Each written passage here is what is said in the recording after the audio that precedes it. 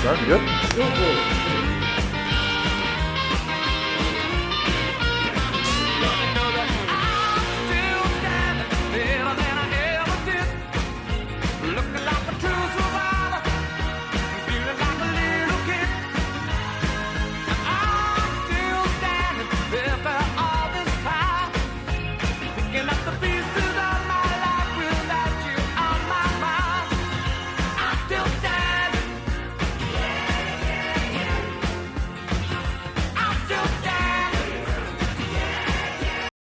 Andrew, it's been nearly a year since we last sat down together.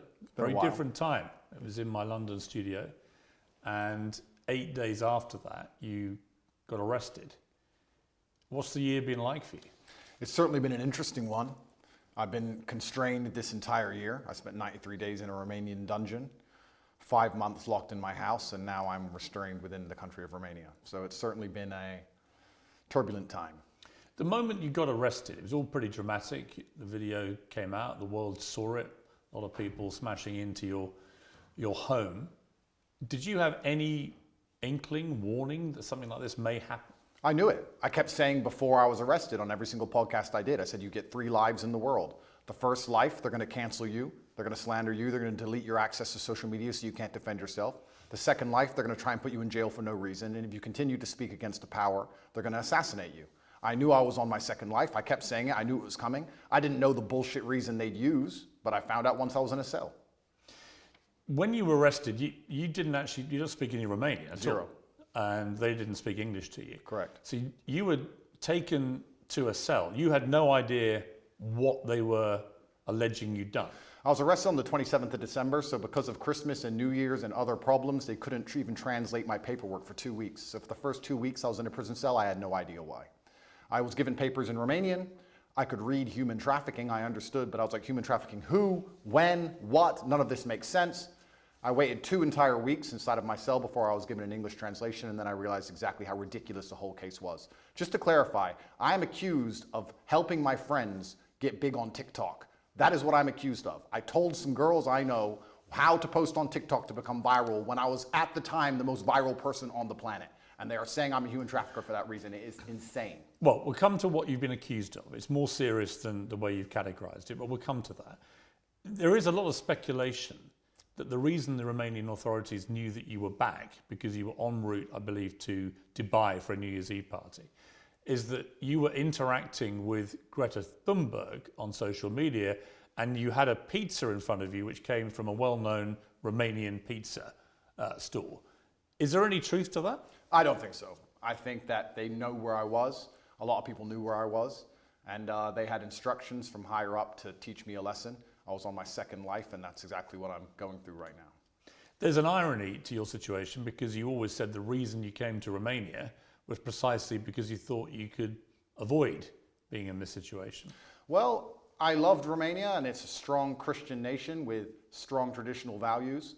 I want a life where I'm left alone by government. I don't believe in big government. I'm trying to avoid that. It felt like Romania was a place which was very safe societally, and the government was not too interested or involved in people's lives. But things change. Also, your freedom and your ability to speak the truth is heavily correlated to your insignificance. When you become large and people start listening to what you say, you soon realize you no longer have freedom of speech. And it doesn't matter where you are on the planet. If they decide you must be assassinated, you will be assassinated. You in jail, what was that like? Romanian jail is not English jail. Describe it. What was the cell like? I have to be careful what I say because I don't want to insult the Romanian justice system, which I'm still beholden to.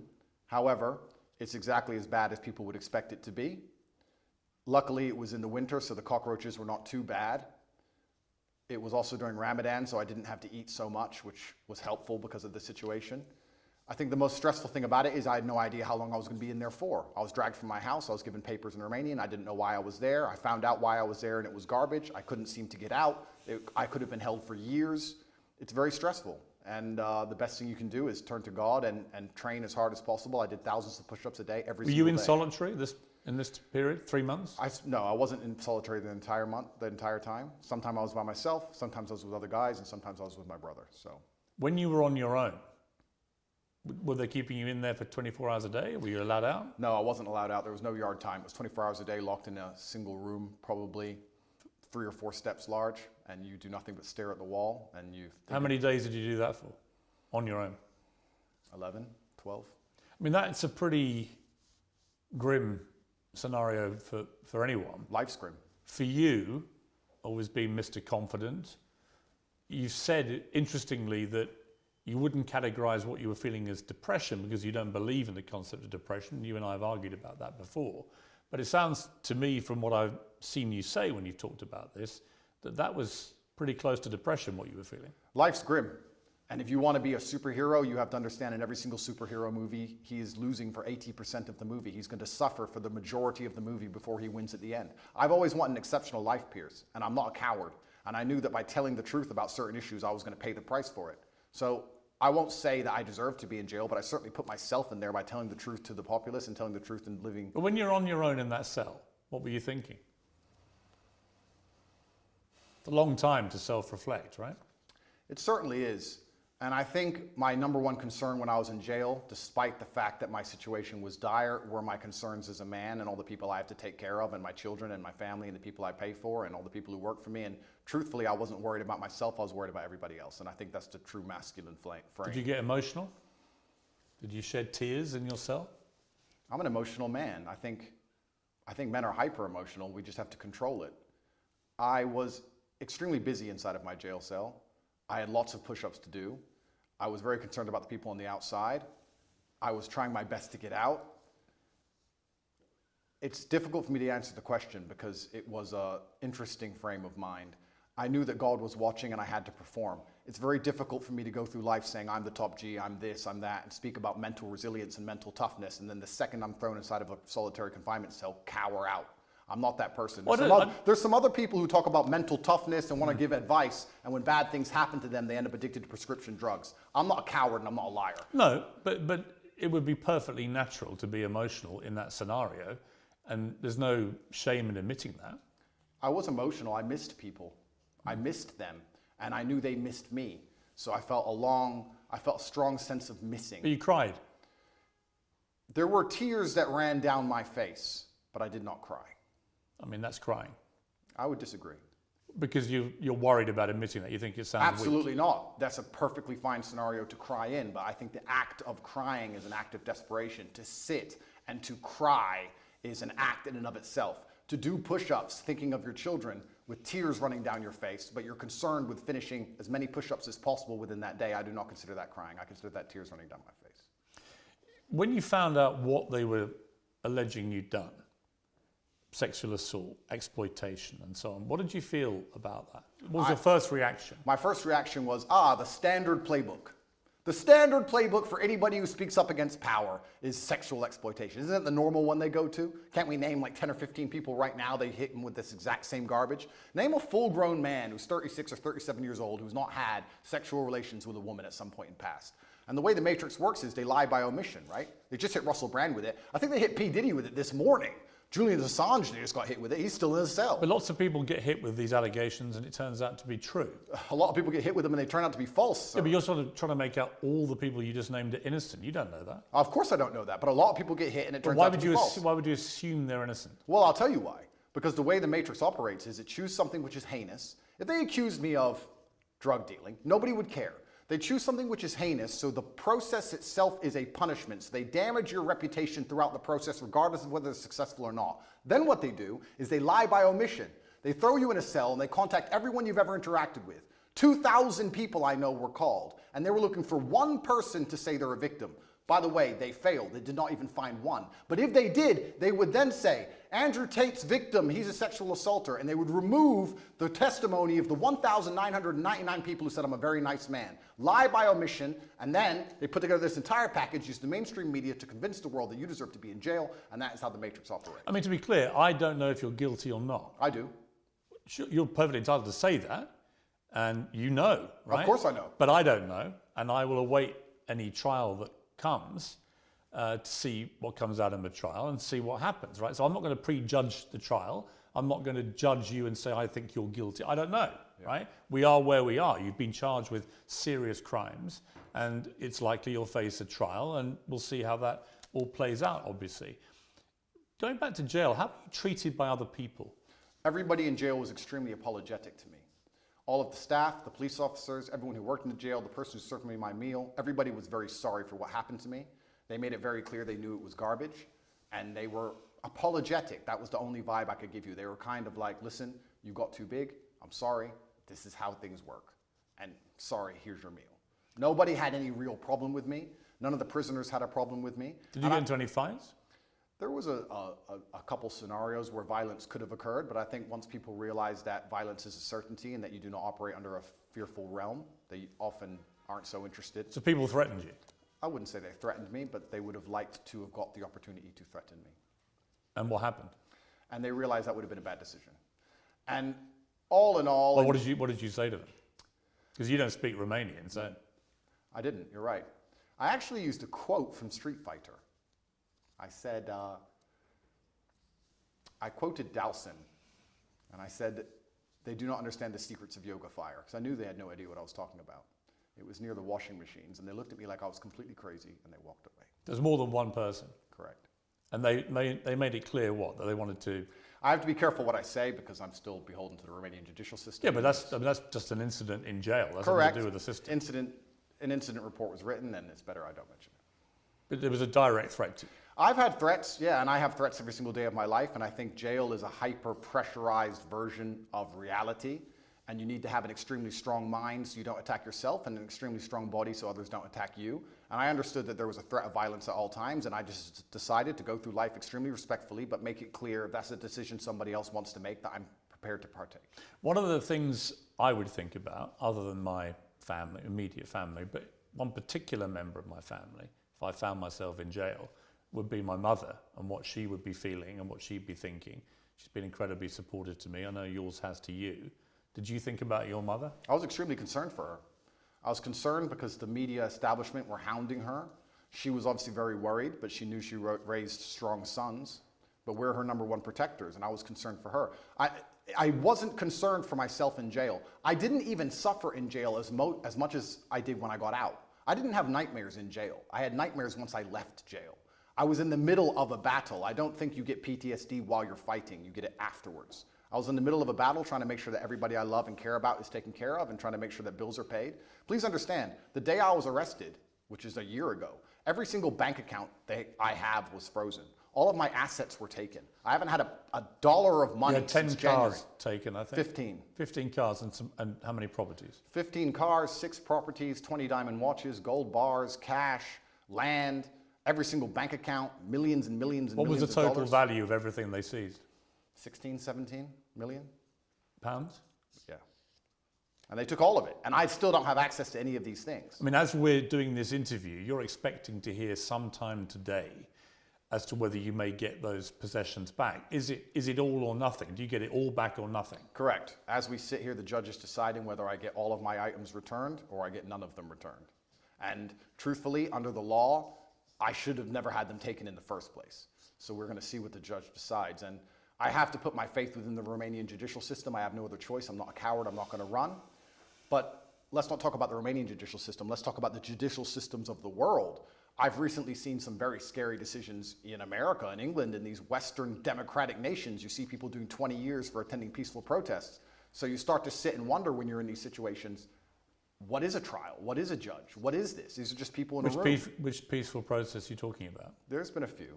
And who's got 20 years for attending a peaceful protest? I don't want to say names. I saw it somewhere on Twitter. Somebody attended, I think it was a protest, a pro-Trump protest, and they ended up getting 20 years. Well, if you're talking about the January 6th riots, they were riots where people died.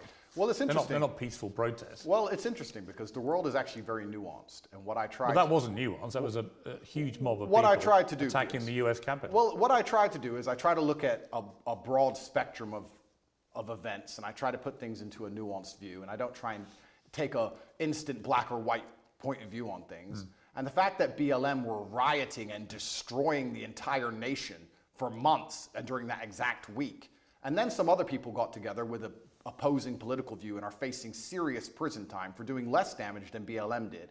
I find that kind of scary because Well, people did die. Well, in a democratic nation, we should all be the same under the law. But Andrew, just to be clear, on January the 6th, people died. People died during BLM. I mean, there are certainly inconsistencies in the way groups of people have been policed. I think that's the same. That's the same whether you're talking about the BLM marches to the pro-Palestinian marches and so on, right? There's a lot of inconsistency. Well, then we agree. There's a lot of inconsistency in global policing, I think. I think that's a perfectly valid thing to say. But the idea that someone's got 20 years for being in a peaceful march is not true. The ones who've got the lengthy prison sentences have been held account for serious crime. I'm not even condoning January 6th. I don't even know the ins and outs of January 6th. I wasn't there. I'm not saying it should have happened. What I'm saying is exactly what you have said. There seems to be some massive inconsistencies in global policing now. So when you end up in a position where you're speaking against the system, as I do, and you understand that there are massive inconsistencies in policing globally, you start to sit down and seriously wonder if you stand a fair chance of a fair trial in any country on earth. I actually have to give massive credit to the Romanian judicial system because a judge one day sat down and said, why are these boys in jail, and let us go. I don't know if I would have had a fair shot like that in many other nations. When you were released from jail after about 3 months, what was that feeling like? My brother and I were in the same cell at that time. We were extremely happy. I remember using the last of my mouthwash. During the day, I had some rituals to keep me sane, and I'd enjoy 1 swig of mouthwash a day. It's amazing how bored you get when you're staring at cockroaches, and even that sensation. So there were literally cockroaches in your cell? Correct. How many at any given time? At night, there was a lot of them. Like what, dozens or? Yeah, a few. There was an infestation. We did our best to kill as many as we could. It kept us entertained, but they're annoying to sleep with. But mouthwash was something I enjoyed every day. The sensation of mouthwash made me happy, and I remember using all of my mouthwash. And then instantly my brain started turning to all of the things I need to do. I'm a man, I have responsibilities. For 93 days I wasn't working. I started concerning myself with, okay, I'm about to get out of jail, thank God. I'm gonna leave. Who do I need to take care of? What's paid? Do I have any money left? Are bills due? Is mom okay? Are my children okay? And I just started thinking about work. And as soon as I got out, I didn't sleep for 3 days. How many children do you have? That's confidential. Why? Because I have enemies, and unfortunately I do not want to give them any information. But you have more than one? I have more than one, correct. Right. So obviously you're caring for your children. I understand that as a father, right? And obviously, and you have a partner? Yes. Are you married? No. I think I asked you last time and you were a bit cryptic about it. You're not married yet? No. You have a partner who's the mother of your children? Correct. The same woman as the mother of all your kids? It's confidential. It's a bit stupid to say confidential. It is confidential, Piers. It's I confidential. don't think you marry and have kids with is confidential, surely. It is for me. Really? Of course, I am basically #1 enemy of the state, Piers. Look what they've done to me. What have they put me in jail for? At the beginning of this garbage, people were sitting there thinking, maybe he's a human trafficker. It's been a year. Who? Show me a picture. Show me a video. Who's even a victim? There's nobody. The whole thing is made up. Well, we're going to come to what they say you've done, right? We're going to come to that. But I'm just curious. You come out of prison. You've got no ability to access any of your assets. How have you been functioning financially since then? I believe in prayer and I trust in God. Well, prayer doesn't pay the bills. And I do my very best. But prayer doesn't pay the bills. Unfortunately, absolutely everything I own was seized by the Romanian state, so I'm just going to have to survive and do my very best. Yeah, but how? I'm doing my very best, Piers. Have you got wealthy benefactors helping you? I'm doing my very best. I wish I had wealthy benefactors. I wish I had people on my side. Yeah, but you can't function on no income at all. Seems you can. How? I'm doing my very best, Piers. What does that mean? It means I'm doing my very best. Absolutely everything I own is taken by the Romanian state. I don't have anything they don't have. How do you pay for food? I just have to do my best. What does that mean? It means that I believe in God and I pray. Well, God's not going to pay your bills. God has been paying my bills so far, it seems. It's amazing how far faith can take you. It's often when you have absolutely nothing left, people turn to faith, but you should turn to faith first, and you should believe in God when things are good, and He will be there when times are bad. Initially, you were put on this sort of rolling 30-day house arrest, and they kept renewing that month by month by month. And then in June, you and your brother and 2 others were formally charged with rape, trafficking, and forming an organized crime group to sexually exploit women. And there were 7 alleged victims named in the indictment. You said at the time, I look forward to being found innocent. You said earlier, who are these women? Well, there are 7 named in the indictment. Yeah, have you seen the videos of them on the internet saying we're not victims? They made us be victims. We told them we weren't victims. Well, that will all presumably be analysed in a trial. Do you know when the trial may be? I have no idea. It's going to be Do you believe it will happen? I'm not sure. it could get to a point where a judge anytime before the trial decides his case is garbage and throws it away. If you ask me what I believe happened, it's very simple. They threw me in a jail cell knowing they had no case, knowing they had no victims, but they thought if they plaster me all over the MSM and they say that I'm a bad person and they call enough people, they will find the case they want. They couldn't find it. You name the date they charged me. They had 6 months to charge me. Usually the Romanian state, even the American embassy confirms to me, charges within 30 days. With me, they used all 6 months trying to build a case and find actual victims of an actual crime. They couldn't. They charged me on the very last possible day they could, unless they'd have to drop the entire case. And they charged me with garbage because they have nothing. There are no victims. I've done nothing wrong. And they've tried very hard. And let me say something very pertinent to the audience here. It's very difficult when you're thrown inside of a jail cell. You do not have access to social media. You do not have access to money. The entire MSM establishment are calling you a bad person. Hotlines are set up saying, if Andrew Tate's ever hurt you, call this hotline. You're a rich person where people may want to get money from you and exploit you and extract resource from you. And they're sitting here calling anyone you've ever known. They called my gardener's daughter, who I've never even spoken to, asking if I've ever done anything wrong to her or said anything wrong to her, trying to find victims of a crime that don't exist. It's actually a miracle from God that no one's come out trying to extract money from me. Whole thing is garbage. They could do this to anybody. Piers, they could do this to you. They could put you in a cell, put all over the media you're a sexual exploiter, and for 3 months talk about how bad you are when you can't defend yourself, and call everyone you've ever interacted with. And if anybody you were ever rude to once decides they want a payday or some fame, they can use it against you. It's insane. The Romanian authorities' prosecution files accuse you of using verbal and physical abuse to keep women in line, taking 50%, I believe, of the women's online income, although I believe that figure could vary, could be up to 80%. Is that right? No, they accuse me of exploiting women who did TikTok, the same women who say we were not exploited, he just told us how to do TikTok. Also, in the prosecution file, if you want to talk about it, there's not a single bank transfer. There's not a single piece of evidence for any money. So I'm accused of making money from TikTok, but they haven't found any money. There's no money, and the victims are saying, I didn't exploit them to do TikTok. The whole thing is a joke. What is, I think, problematic for you is the war room, which was a group miscategorized and misunderstood. It was called the war room. Correct. Okay. And it had a lot of people who were dubbed the generals who ran the war room. Correct. For you. And the war room had 500 to 600 members who paid, I think, $6,000+ to be a member of this.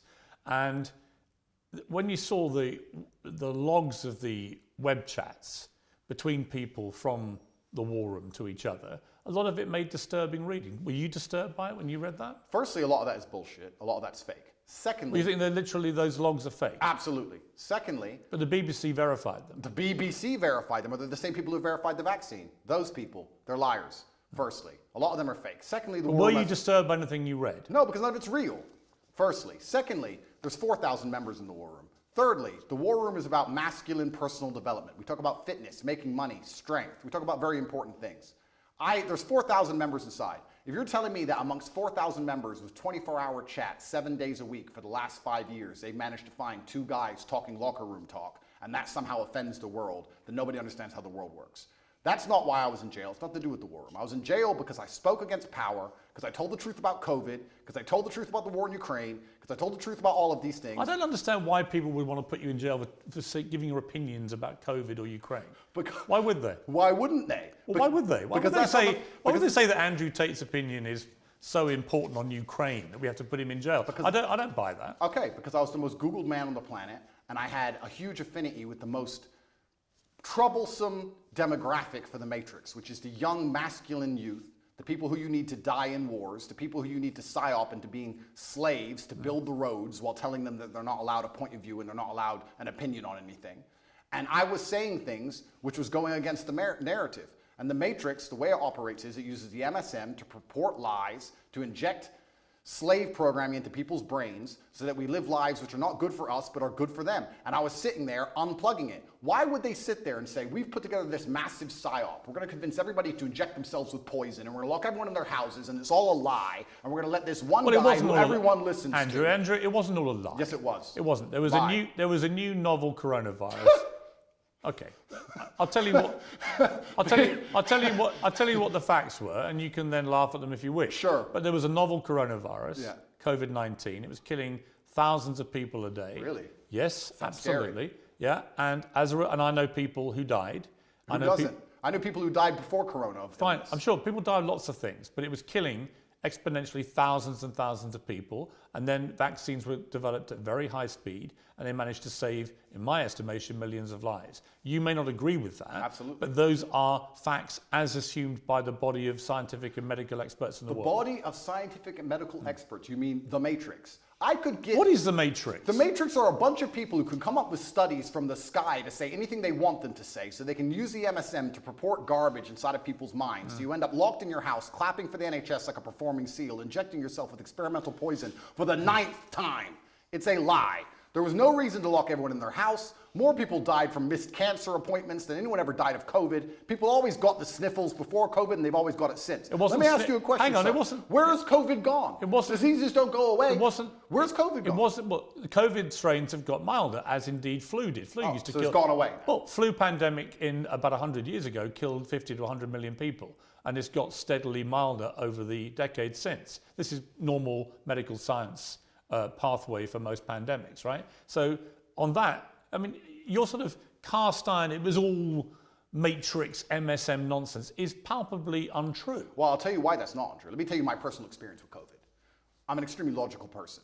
At the beginning, when everyone was dying, dropping dead in the streets in China, which I never saw, by the way, funny, and the Italian hospitals were full, English hospitals were never full, funny. Me and my brother sat there and said, if this disease is so deadly and can damage us as strong military-age males, then the world is over. So there's no point in hiding in our house. We decided to go to Sweden. On day one of COVID, day one when everyone still believed, we went to Sweden. Why does no one talk about the fact that Sweden was open the entire time? Why does no one talk about the fact they didn't have masks or lockdown or vaccines? My brother and I partied in nightclubs 7 days a week for 3 entire months while everyone in England was locked in their house. Sweden actually had a number of restrictions.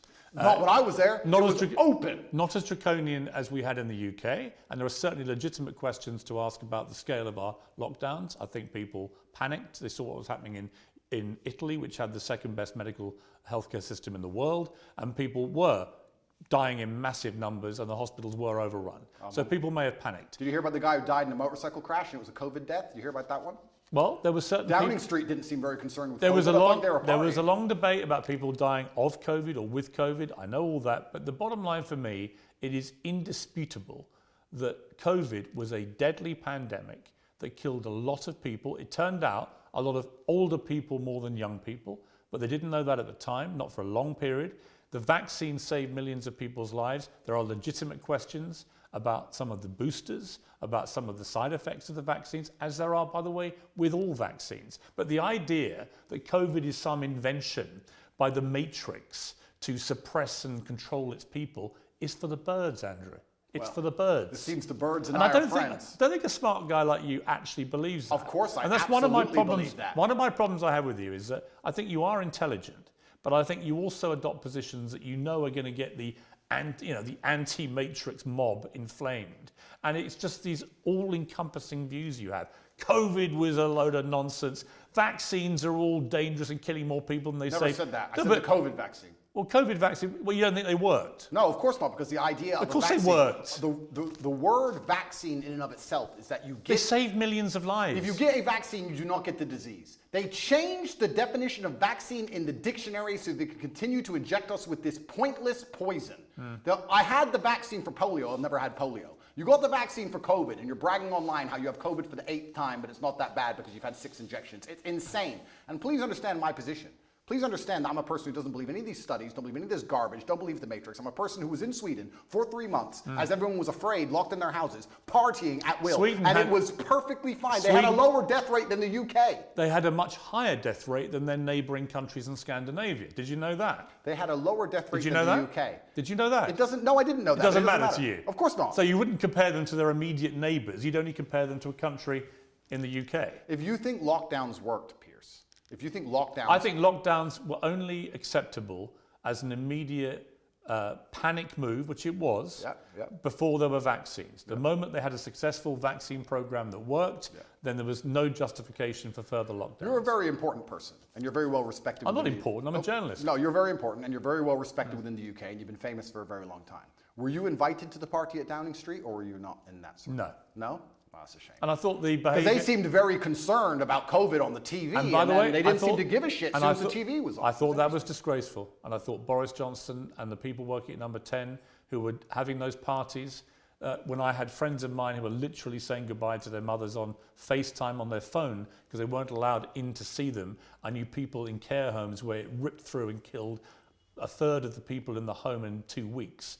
And the desperation that people felt. I had a cousin who lost his father who couldn't go and see his dying wife and so on. It's disgusting. There were terrible stories. It's criminal. Terrible stories. It's disgusting. So let me ask you a question as a professional, because we're both adults and we're both very smart. As a professional, which is more likely, that the government believed COVID was deadly and everybody should be truthfully afraid and locked in their houses, but because they had this spirit inside of them and they couldn't resist the idea of a party, decided to risk their lives to party, or they lied on the television trying to scare everyone and enslave them and lock them in their houses, knowing it's garbage, knowing it's a lie, and not caring, and had a party behind everyone's backs so they didn't think they'd get caught? Which one is more likely as a professional, as a logical human? Why don't we just agree that they were a bunch of rank hypocrites, stupid people, who were behaving utterly selfishly, to the extent that the Queen, when her husband, Prince Philip, dies, is in the church on her own, in a mass, with none of her family around her after losing a rock of 70 years. And it turned out the night before,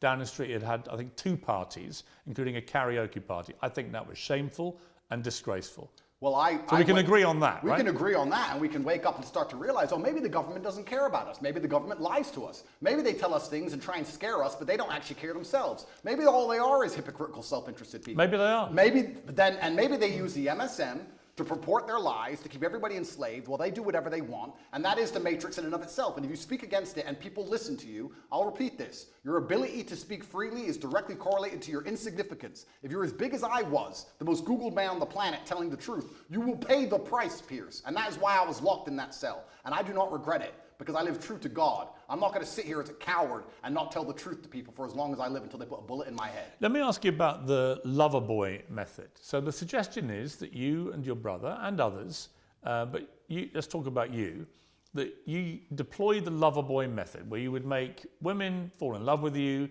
You would then persuade them to do webcam stuff, right? TikTok. Okay, but wait, let's call it webcam stuff, right? No, let's not call it that. The indictment is about TikTok. Okay, what would you make the women do? Or what would they do with you? I don't make anybody do anything. Okay. In fact, let's talk about the lover boy method. So it's very interesting. Let's imagine the Matrix is pissed off with a said individual who's telling too much truth and everybody is listening to him, and they decide they're going to attack him with sexual assault claims. They say, he's making women do, well, we found conversations where he gave advice on how to go viral on TikTok. He's making women do TikTok, but he isn't being horrible to them. He's not hitting them. He's not being mean to them. So what can we do? Let's use the lover boy method. If I was abusive and mean, they wouldn't say lover boy method. Do you know what lover boy method means? Being nice. He was nice and polite and kind, and they really liked him as a person, and he told them how to do TikTok. But that's not what the lover boy... He's a lover boy. Of course it is. Andrew, that's not what the lover boy method is. Absolutely it is. The lover boy method is where perpetrators woo victims with the prospect of a loving relationship until they can be forced into abusive situations or a form of slavery. This is garbage. That's actually what it means. The lover boy method is being nice to people so that you work together, effectively what they're trying to say here. I was nice to girls who asked me for TikTok advice, and they sang us the lover boy method. I didn't beat them into doing TikTok. I didn't force them. I didn't threaten them. In fact, I was like, yeah, you're very pretty. You can be pretty famous. Was there any element of coercion? How can there be an element? What does that even mean? Let's be professionals here. What does that even mean? What do you think coercion means? I was coerced into this interview. You came along to me and said... You weren't coerced into this interview. Yes, I was. Or don't tell me. The bullying Piers. MSM said, Andrew, you've got to do an interview. No. And I'm going to fly all the way to Romania to do it. You didn't do that. Favor. You used the lover boy method. You said, sir... The lover boy method? Yep. Andrew, this is going to be a very interesting interview. We had a good one last time. You're a nice guy. We have some interesting conversations. I didn't say you were a nice guy. I'm going to come along. Wait a minute. We're going to make some money from this interview. Wait a minute. Money will be made from both sides. Wait a minute. You lover boyed me and you stole the profit. But just to be clear, I've had no conversation with you about this interview.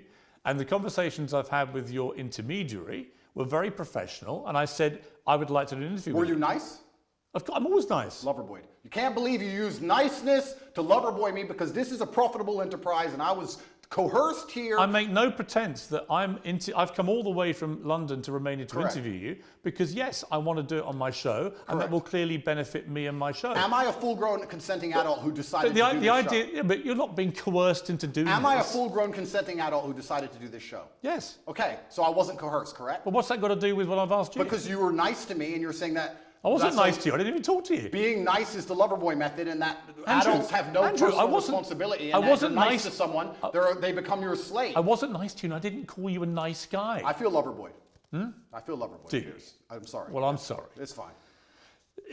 You had a website, Hustlers University, offering courses teaching husbands and boyfriends how to get their partners into webcam. Absolutely false. The Hustlers University, which you can go to now, actually, we've changed the domain, it's university.com, is a school which teaches modern wealth creation methods. We teach people how to make websites, we teach people e-com. Why did you call it a PhD pimping hose degree? No, you're talking about an old video which was made satirically. Why did you call it that? Oh, that was satire. Of course it was. 9 years ago, the internet was a very different place. And if you're going to sit here and say, oh, 9 years ago, you said stupid things on the internet, it's not a gotcha moment because every single person has. So have you. No, but you'd be very... So have you, because you advocate for the vaccine, sir.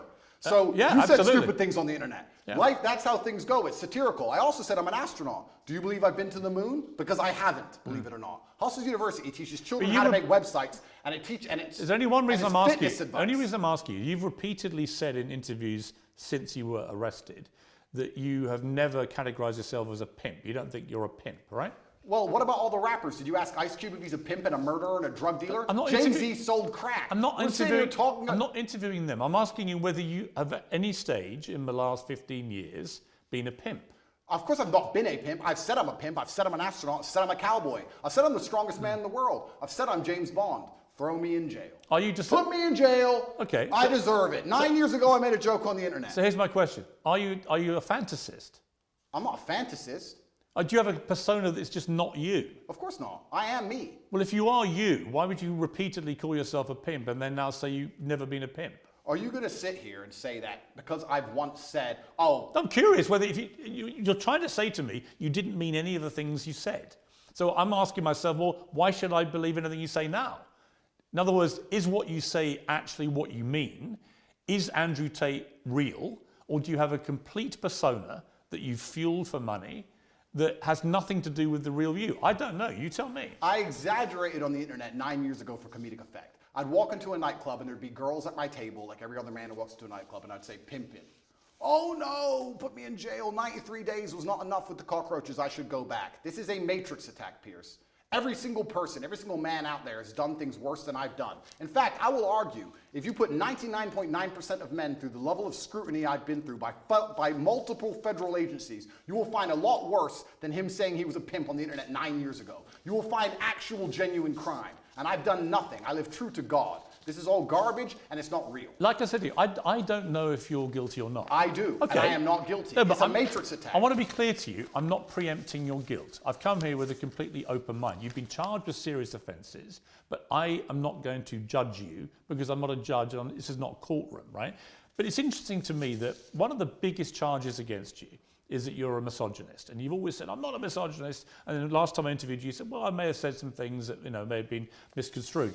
But even in the last week, you've tweeted some stuff, which I'm not even sure if you're aware as you tweet this stuff, how it sounds. Read it. Okay, let's read. This is quite a long one. Sure. But I think it's important to read it to get a sense of how you view women. Absolutely. Any woman I date does not have a job. Okay, so the woman you're with doesn't have a job? No. Okay. Do you date other women? Sometimes. And your partner's fine with that? Obviously. Yeah? And you're fine with that? Why wouldn't I be? Well, you think it's fine to be dating other women when you have a mother and I think a we're kid? consenting adults and everybody can make their own personal decisions. Okay, fair enough. Why would I be working so hard, you say, to have hundreds of millions for my woman to waste her life in slaved pennies? No. I will give you a life you can never ever afford. Private jets, five-star hotels, new cars, endless spending money and diamonds. You will be rich because you're praying for me every day and protecting my spirit. I work in the physical world, she works in the spirit realm. Women shouldn't have to work because being a good partner is a full-time job for a woman. She has to look good. All the beauty treatments are time intensive. Not about money, it takes a lot of time. She has to train every day and stay in fantastic shape. Shop to look amazing next to me. I know there are some men who do 100 times more than this on a daily basis, but women are not as organized as men, and achieving anything significant causes them huge amounts of stress. Yeah. They need to have huge sections of their day empty to waste, or they will have a mental breakdown. True. And do you want a woman who's stressed and angry after the commute, unshaven and exhausted? Or do you want a Barbie doll who's always smiling and saying thank you because she did her nails and bought you Prada that day? As a man, unless you're a loser, you're already filthy rich, right? You can get endless sex anyway. Girls are easy. So what can a girl give you? Happiness, vibes, always smiling. Take the edge off a stressful life. Can she always be happy if she's been working all day? No. Just to wake up at 11, gym till 1, one appointment and some shopping. Dress beautiful by 7 p.m. for you to finish working and tell you how strong you are. No matter how pissed off you are, just to always be laughing and smiling and writing little notes about how you're perfect. And just to be playful and funny. She can't do that if she has a job. So your job is being my girlfriend, and now you're a millionaire. Congratulations. Behave and aim for the promotion to wife. The reason I read all that in detail was, I don't think you understand quite how that comes over, because I think that is the purest definition of misogyny I've probably ever read. Well, I don't think you understand. One, especially when I'm talking about the fact that women can't handle what men can do, etc. One, it's slightly sarcastic. There's a sarcastic tone. So do you mean any of this? I mean all of it. Any woman I'm with, I will provide for because I no want to woman protect should her. work. They should spend all day beautifying themselves for you, right? And they might get promoted to wife. This is your my job is being my girlfriend. Correct. There are hundreds of millions of women around the world who do a good day's work, who still manage to be a very good wife or partner. Right? Agreed, completely. But it's my So life. why would you encourage a whole generation of young men? I mean, I've got to be honest, since our last 2 interviews, before you were arrested, I would say every single day I have young men, teenage boys, maybe early 20s, coming up to me asking about you. It's gone on every day since I interviewed you. I'm very aware of your reach. I'm very aware of your influence. And whenever I've been asked about you, they say, what do you think of him? I said, I don't really know. I find myself agreeing with 60 to 70% of the things you say. And I do, because I think a lot of the stuff you say about empowering young men to be confident, to work out, to take care of themselves. To have enough money to not force their woman to work. Right, but that's the bit. That's the bit where when you stray into that kind of language, particularly in the detail where you reveal what you're really thinking, the kind of pathetic, soulless life you want for these women. Where does it allow for being a mother, for example? Absolutely, that's How does a mother of your children manage to find time for being a mother in this routine of love and devotion to you? How does having a job give her time to be a mother? This gives her all the time in the world to be a mother. One, it's slightly sarcastic, firstly. What do you mean? Well, Do you mean can tell by the tone. Do you mean you don't mean it? No, I mean it. Well, which but bit? it's slightly sarcastic. Well, sarcasm means comedic effect. sarcasm means you don't mean it. No, I mean it. But it's slightly Well, you sarcastic. either mean it or you don't. It's either sarcastic or it's not. I mean every single word. But this is the conundrum with you, Andrew. Sarcastic. This is the conundrum with you, right? It's not a conundrum. If you'd let me explain, it's not a conundrum at all. You tweet. And also, you what's very tweet this. interesting, I tweeted this out. I get thousands of women Yeah. begging me, inboxing me, saying, finally a man who understands he needs to provide for a woman so she can be her best self. Right. This is exactly the kind of life that will allow No, women to there become a are mother. definitely women that will absolutely love to be So why don't you treated like are they this. misogynists? No, but what I think they're people who just basically, it's the old sugar daddy thing, right? They want to have a rich guy who's going to pamper them and take care of them. They don't have to do a day's work. They just have to make Being themselves a good partner look is good a for day's you. work. Well, so you say. Yeah. But it also, the language that you use here seriously diminishes women who do work. You make them out to be, well, you're not doing your job as a partner or wife. You should be doing your job, which is just to devote yourself to his pleasure and making him Well, happy. it's actually interesting you say that because I'll put a lot of the fault of this on men. Let's if you want to gender the argument, let's do that.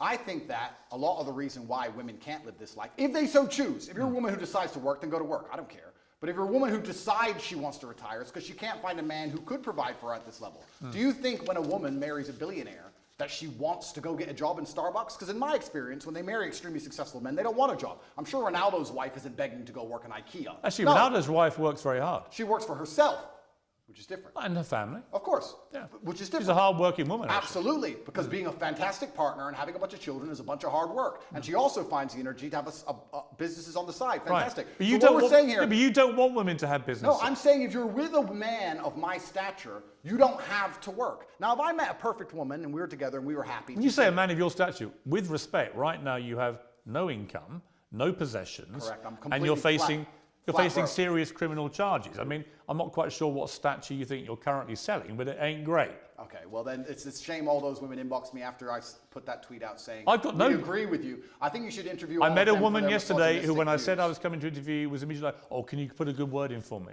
Of course. Sure, you have a definite appeal to a certain type of woman. There's no question. I think providing for a woman if I was financially is a man's responsibility. If that means I'm a misogynist, then I'm a misogynist. no, I think So you accept you are a misogynist? No, I think a man should provide for a woman financially, completely and utterly. If she wants to work, if my partner were to say to me right now, I really feel like getting a job, it would make me happy, then I'll say work. But she doesn't have to. Her job is looking after the children, looking after me, and being as happy as possible. If you think I'm a bad person for saying, if you actually read that, read the subtext and context. I read it all out. Okay, good. Then you'll understand what I'm saying. You know I did. You heard it. Absolutely. So what I'm saying is, I am a man. My life is stressful. My life is pain. I go to jail. I suffer. I have to deal with making money. I have constant, endless headache. I do all of that so I can give you everything, but then I get to have you. Your job is to be happy. I want you to smile. I want you to look your best and feel your best all of the time. If am I a misogynist for saying that I go through so much pain so that we can be financially secure, so I hope the woman I care about does not have to work a job. If that makes me a bad person, then so be it. Because all I'm saying is I want to take care of her in every single realm. I take care of her physical safety.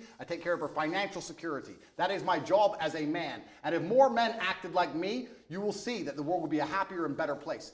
The women who say, I really want to work, I want a career, that's their prerogative and their decision. They're allowed to do that. But also, often the reason they do that is because they can't find a man they trust to take care of them. No. I've had this from women in their own mouth. If I found a man who was financially secure and as smart as you, I wouldn't be doing this garbage job either. Why was I psyoped into working to pay taxes when I should be at home having children with a man I adore? It's a psyop. Andrew, there are so many women that will listen to that and be laughing and mocking you. Say, don't be so ridiculous. I have a job that I love.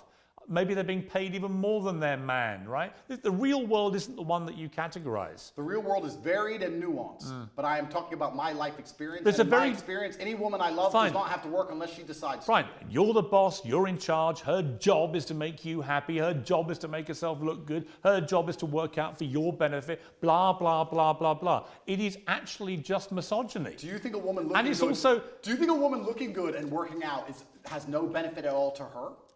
Of course it does. Okay, so it's not for my benefit, then, is it? No, but you see, but when you talk about no, I don't. When you talk about young men and you tell them to work out and take care of themselves, I cheer you on. Right? I want that. I've got 3 sons. I want them to feel that. Don't you want them to become very rich and successful and have a woman who relies on them and have a beautiful family? No, but I don't want a woman who's subservient to them. Why is subservience? Why is a Literally, woman the tone of the tweet I read is subservience. So you did another tweet this week. Men love by telling you what to do and not allowing you to make stupid decisions. We save you from the female inclination to make stupid choices. If a man isn't giving you instructions, he doesn't love you. If you won't listen to a man's instructions, you don't love him. The whole language is so ridiculous. Let me change the language then. Well, you tweeted this to 8.2 million people. Correct. So let me say this. A father loves. Let's say instead of a man loves, let's say a father loves. A father loves disciplinarian. That's how a father will love you. A mother will say, oh, I hope you're happy, hope you're doing okay. But a father will come along and say, no, don't do this. You must do it that way. That's incorrect. It has to be this way. A father will discipline you because a father feels he knows best for you. It's the masculine essence of love. When a man loves, he shows that he cares via degree. There is a massive difference between a relationship between a father and a child and between a man and a woman in a relationship. Completely. And I'm not sure you quite get that. No, there is a difference. But I would argue, Piers, I would argue in the happiest relationships, it's a traditionally masculine role in which the man plays and provides. The female is traditionally feminine. The man is the head of the house, not in an abusive way, doesn't beat her up. I'm talking about the man being the head of the household, like I would like to believe you're the head of your household. And he comes along and says what happens and what doesn't happen because he's the man of the house. No, that's not. That's actually not how most households operate now. Well, then it sounds like we understand why the entire world's a mess. Because only 10 years ago, that's exactly how the households operated. There was a man of the house, and now we have no longer any clear defined roles. There's no longer a man of the house. You want to talk about knife crime, kids doing drugs, the crime rate, all of these problems. You want to talk about all of the societal ills we face. Perhaps it's because we don't have any men in the house anymore. Perhaps we need to bring the man of the house back. And the man of the house will come along and be a disciplinarian, and he will make the set rules and the creeds of that house. He will say, within this household, we don't take drugs. That stands for the woman I am with, the children who we have birthed. Nobody takes drugs in this household because this is my house and I'm the man of the house. So it sounds to me like we need to bring it back, sir. Yeah, listen, it's all good macho stuff, okay? And I know lots of young boys who listen to this and go, wow, that's how I should be. Then I read the detail of your tweets. And again, come back to this. We save women from their female inclination to make stupid choices. Females are emotional. If a man isn't giving you instructions, Now, females are hang emotional. on, hang on. Piers, He doesn't females love you. are- females are emotional. All this stuff is designed to, exactly as you've just articulated, is designed to make young men feel that the only way they can be successful in life is to effectively have their women under control, give them instructions that, By buying them that they have to obey. Don't buy women Prada, you'll end up in jail. You can buy them Prada, but let me finish my point. My point is that it seems to me, from reading your tweets, even now, that you have a blind spot when it comes to how they sound. It may be that the legal problems that you're in, which might be extremely serious, and we'll see when the trial happens, but it may be that in your head, nothing you've done is remotely inappropriate, because actually in your tweets you can see there's an element there of wanting coercion and control. You want to control women, you want them to be effectively your servants, slaves, for want of a better phrase. Slaves who get Prada and get to work out in the gym and get to look good. But you understand, do you understand the point I'm making? No, I don't. Which is that in your head, the line is blurred so much now with this macho rhetoric that you've actually lost track of how this sounds. Here's all of the things Even when I read that stuff to you, I could see you looking at me and your answer is, I was being sarcastic. No. And I said, well, where? And then you go, well, no, I meant it. Well, it can't be both. I meant it, and I said you either mean it, you either mean it, or it's, well, no, because sarcasm means you don't mean it. Piers, all the things you've just described. Do you accept that? No, You're a smart guy. You know what sarcasm means, absolutely. right? Absolutely. I said it has a sarcastic tone for comedic effect. All the things I'm saying and the things I've said are basically the way the entire world thought only 10 years ago. You may buy into the PSYOP, you may buy into the new thing. I don't buy into any PSYOPs. We just talked about the vaccine, sir. Yeah, the vaccines weren't PSYOPs. Of course not. No. So I believe that there should be a man of the house. You had a polio vaccine, right? Correct. Why? Because I didn't get polio. I wouldn't have a COVID vaccine because I'd still get COVID. Plus probably myocarditis and have a heart attack. So we believe there was a man of the house 10 years ago. Do you think statistically more people got myocarditis by having the vaccine or not having it? I think statistically we need to bring it back. You don't know, do you? Why would I know? Why would I look at the statistics why would you bother that come from the matrix itself? So the matrix, so every fact you don't like, because it doesn't suit your agenda, you just dismiss as matrix bullshit. No, I'll give you a very simple way I view the world.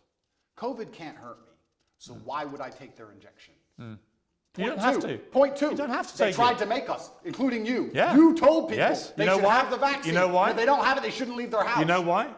Because at the time, the scientists, and by the way, scientists is ever evolving.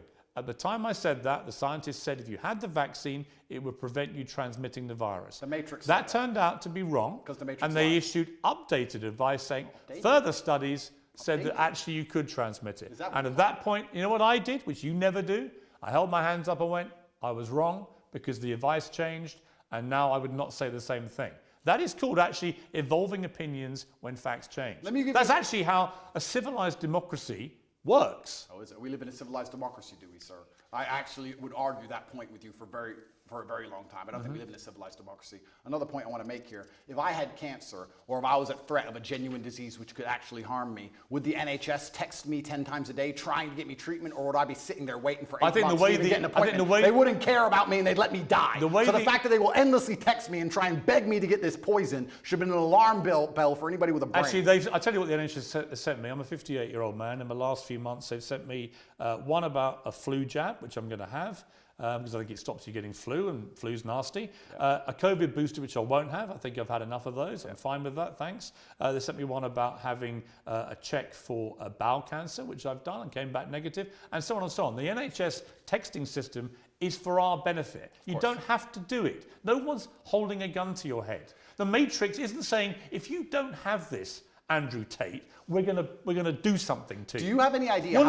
You've not been treated in Romania by their system because of anything to do with COVID vaccines. And your attempt to try and persuade people that that's the case is ridiculous. And you know it's ridiculous. Do you have any idea how difficult it was to remain unvaccinated, Piers? Let me tell you from somebody who was unvaccinated and traveled the world. Do you have any idea how difficult that was actually to do? Yes, because countries have border controls. Oh, because they tried to force everybody. So to sit and say they weren't trying to force, you know what they did?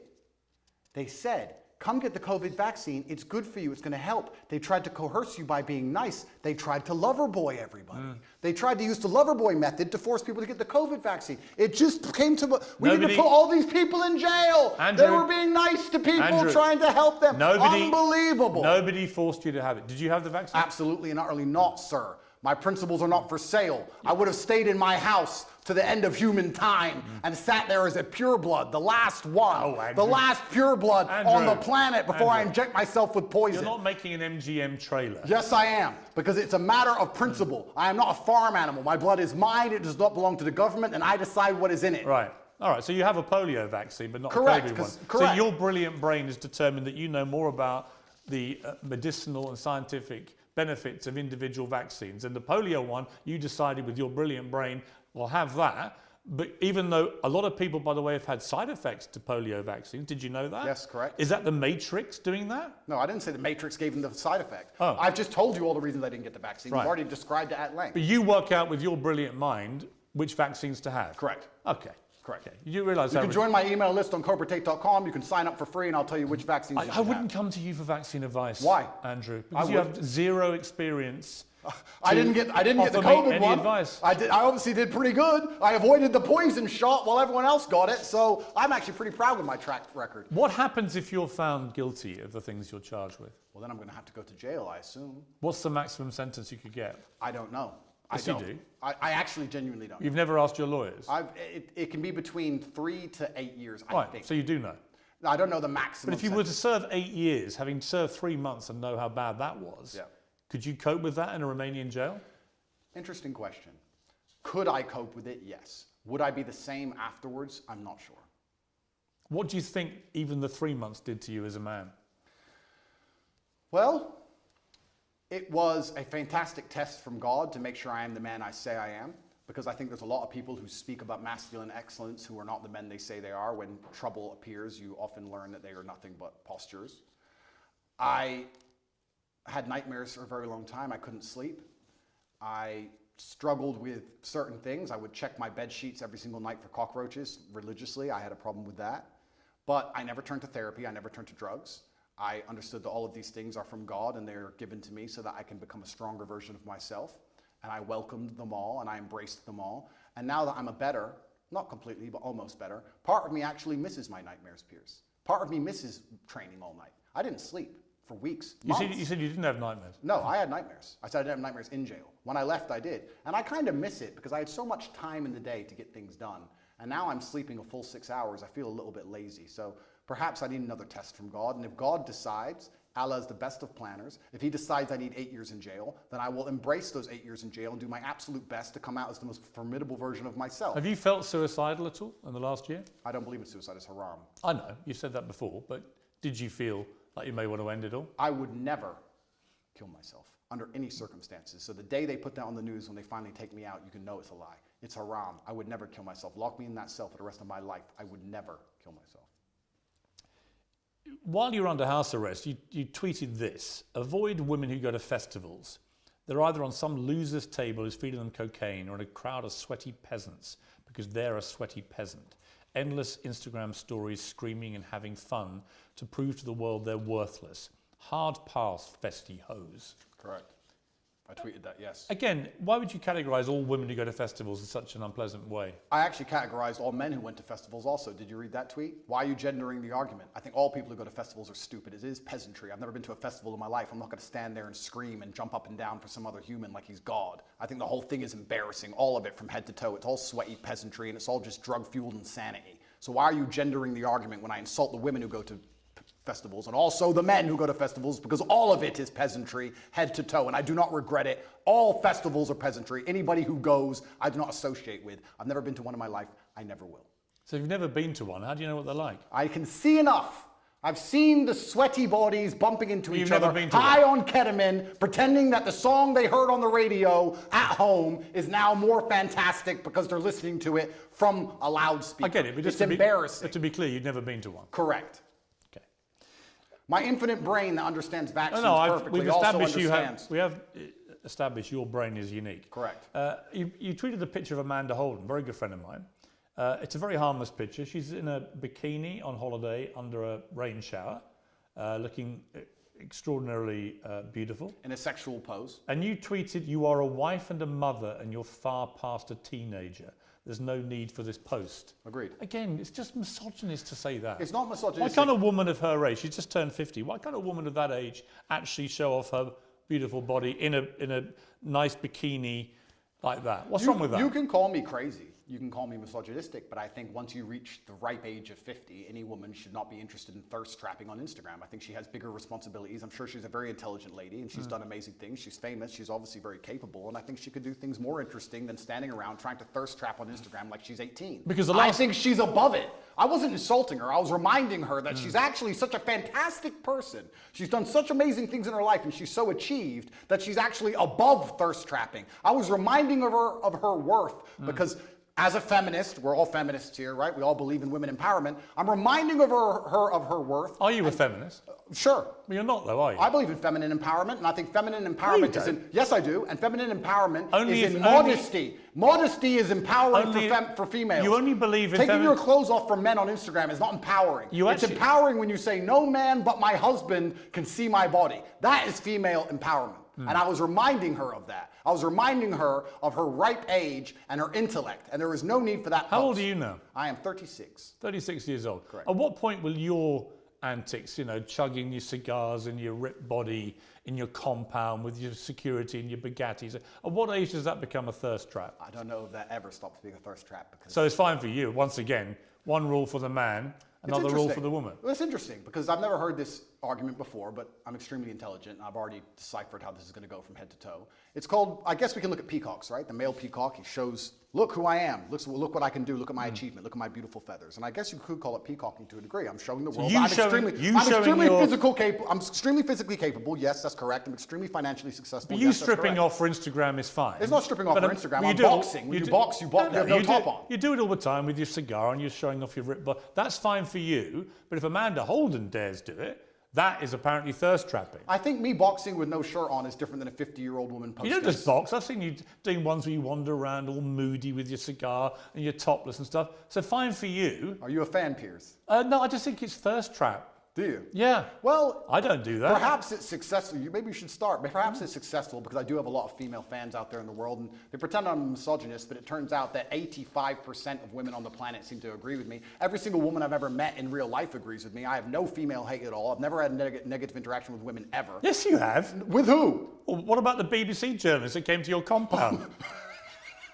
Lucy. Yes. I've never had a negative interaction with a female I don't think she was a fan. I think she was. I would categorise that as a negative interaction. Well, she seemed to follow me around for a long time. I think she was a little bit There are obsessed. lots of women, Andrew. There are lots of women I know personally. There are lots of women who find you incredibly offensive. I don't think so. Right? It's their right to. It's your Of course. It's your right to not care. Yep. But the idea that somehow you're this beloved person for the world's females, I think is not true. You are for a certain type of woman who likes to be treated in the way that you like to treat women. Well, let's counter that argument, right? Because the world, as I said at the beginning, is nuanced. Am I beloved by all females? No. But when I'm sat here with someone as prestiged as you who says you're a misogynist and you hate women and women hate you. I think you talk in a way that is misogynistic, yeah. Okay, well then you make it sound like all women hate me, and that's also not the case. Of course, it's a nuanced argument. I didn't say all women hate you. Some women agree with me, some women don't agree with me. When I said that post about Amanda Holden, a lot of women said, Andrew, that's actually completely correct. She's extremely famous and there's no need for her to be posting pictures like this at her ripe age. I was actually empowering her. I believe that female empowerment is in modesty. But you don't actually believe in feminism.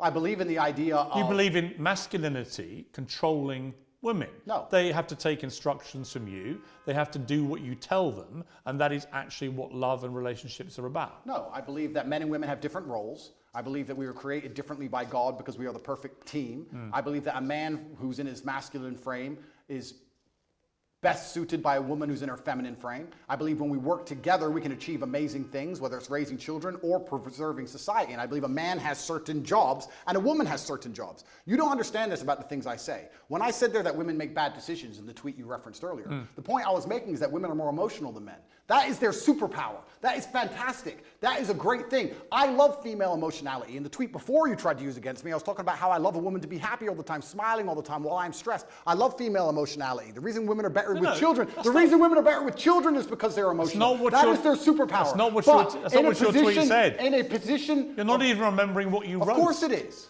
I said women are more emotional than men is exactly what I said. I'm saying that is a fantastic thing, but there is no light without dark. So in certain situations, the emotionality is positive. In certain situations, the emotionality is negative. We can also argue the same for men, because what happens with me is everyone tries to gender my arguments. We can actually argue the same with men. Stoicism. Male stoicism is positive in certain scenarios. It can be negative in others. We can come across as unempathetic or not care because we're stoic. But in certain situations, it benefits us. I know people who've told me that their kids who are in their late teens, they're at schools where the name Andrew Tate is banned. Nobody's allowed to mention your name because the teachers think that your brand of masculinity is so toxic, they are seeing an immediate effect on the way that young men behave, and not in a good way. Is that what the teachers think, is it? Yeah. Well, I am actually genuinely concerned by the fact that I've been banned from schools when I do nothing but preach masculine strength and excellence. But then if you actually understand how the society is going and how the world works and all the insanity they're trying to push on all of us, I can understand why they've banned me, because I speak the truth. If I was wearing a wig, Piers, and lipstick, and telling young boys to remove their genitals, would I have been banned from schools? No. They would have said, no, you can say his name, no problem. No matter how big I got, if I had a wig on and lipstick and I had been castrated medically, I would be allowed to talk to the young boys. But as soon as I say you're supposed to grow up and get big and strong, and if your wife doesn't want a job, you need to pay for her, it's your job as a man, you better find some money, then I'm the public enemy number one. Garbage. On that last point, you don't say if a woman doesn't want to work, a man should take care of it. You say a woman shouldn't work. I say my woman won't work. Right. I'm talking about my personal experience. I said any girlfriend of mine, because I'm in an extremely fortunate financial position. I was before Romania took everything, of course. I have hundreds of millions of dollars. So because I am in my position, I would not want my woman to work. I think there's more important things she can do. If you have hundreds of millions of dollars, where you said you had a worth of 17 million. No, I said they took 17 million. Piers. So where's the rest? They must have taken it. I think they have it. Or maybe I lost it. I think I lost it somewhere. You've never had hundreds of millions of dollars. Of course not. You haven't, have you? Of course not. You said they took all your assets. Exactly. Well, did they or didn't they? Of course, they took everything. I mean, they'll be watching this. Are they to assume that there are hundreds of millions more dollars they haven't got yet? No, they're watching this. That's right. They take absolutely everything. You have it all. Right. But again, is that all just the smoke and mirrors? Is that all just the top G stuff that you play up to, which has no bearing on reality? I was the most Googled man on the planet. I was the most relevant man amongst 18 to 35-year-old males, which are the highest earning and spending people on the planet. Do you really think that I can't pay my bills, Piers? Right now, yeah. Okay. Someone's paying them for you. Correct, you're right. Someone's paying them for me, you're right. My girl's got a job. She works at Starbucks. Exclusive, Andrew Tate's girl, top G's girl works in Starbucks to pay the rent. I've been exposed. See, again, I don't know what to believe when you say stuff like that. Well, I'm telling you, my friend, that the Romanian state... I think you deployed deliberate smoke and mirrors because you think it plays up to the brand. The Romanian state have taken all of my money and I'm just, getting by. That's what's happened. Do you worry about your impact on young men? I think that... Because, like I said, I'll be completely honest. I think a lot of what you say, they should be hearing. Yep. And I've tangible proof every day when I walk around that they are listening to everything you say. Yep. But there is other stuff you say where I don't want my sons, especially in that impressionable late teenage, to be listening to that. Correct. And that's a very... And I don't want my daughter to grow up and think that actually her only success in life will come if she's at home as some kind of servant to her man.